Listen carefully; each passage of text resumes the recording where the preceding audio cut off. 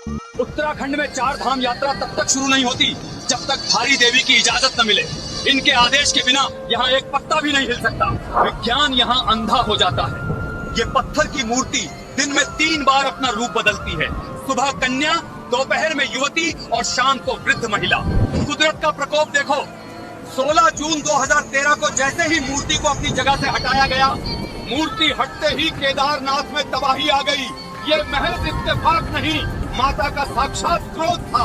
ये नदी अच्छे अच्छों को बहा ले जाए, पर धारी देवी के पैरों के पास आकर शांत हो जाती है। अलकनंदा जानती है कि उसकी लगाम किसके हाथ में है। यहाँ विज्ञान नहीं, आस्था चलती है।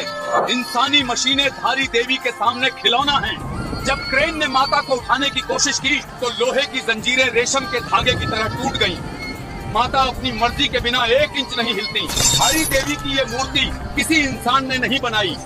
ये मूर्ति नदी की लहरों को चीरते हुए खुद इस चट्टान पर आकर रुकी थी। जियोग्राफी चेक कर लो।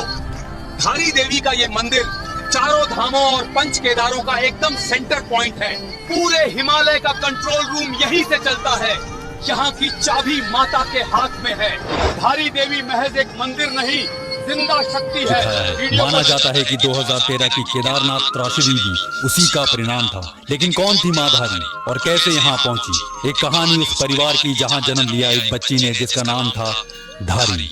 माँ धारी देवी काली माँ का एक अवतार है जिनकी पूजा सदियों से होते आ रही है। माँ धारी देवी 7 भाइयों में इकलौती बहन थी। माता पिता के जल्दी गुजर जाने के बाद धारी देवी का पालन पोषण उनके भाइयों ने ही किया। धारी देवी के लिए उनके भाई सब कुछ थे, लेकिन बदले में वही सब कुछ धारी देवी को अपने भाइयों से नहीं मिला। 7 भाइयों को लगता था कि धारी देवी के ग्रह खराब है और ये बात तब उन्हें और सच लगने लगी। तब 7 में से 5 भाइयों की मृत्यु हो गई। तब बचे हुए 2 भाइयों में माँ धारी जब केवल 13 साल की थी, उनका सिर उनके शरीर से अलग कर दिया और उनके मृत शरीर और सिर को नदी में बहा दिया। धारी देवी का सिर बहते हुए धारी गांव तक पहुंचा, जहां नदी के तट पर एक व्यक्ति ने उन्हें देखा। उस व्यक्ति ने उन्हें बचाना चाहा, पर नदी में बहाव ज्यादा होने के कारण हिम्मत नहीं कर पाया।